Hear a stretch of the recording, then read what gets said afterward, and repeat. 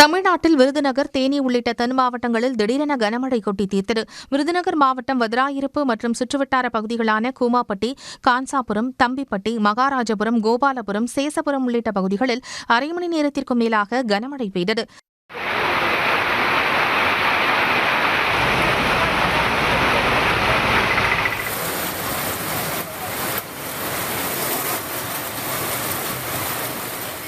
தேனி மற்றும் சுற்றுவட்டார பகுதிகளில் ஒரு மணி நேரத்திற்கும் மேலாக மிதமான மழை பெய்தது. போடி சுற்றுவட்டாரத்தில் சாரல் மழை பலத்த மழையாக மாறியதில் சாலைகளில் தண்ணீர் தேங்கியது. தென்காசி வட்டாரத்தில் பெய்த திடீர் மழையால் குற்றால அருவிகளில் இரவு கடும் வெள்ளப்பெருக்கு ஏற்பட்டது. மெயின் அருவியில் பாதுகாப்பு வளைவை தாண்டி தண்ணீர் கொட்டியதால் அருவியில் குளிக்க தடை விதிக்கப்பட்டது.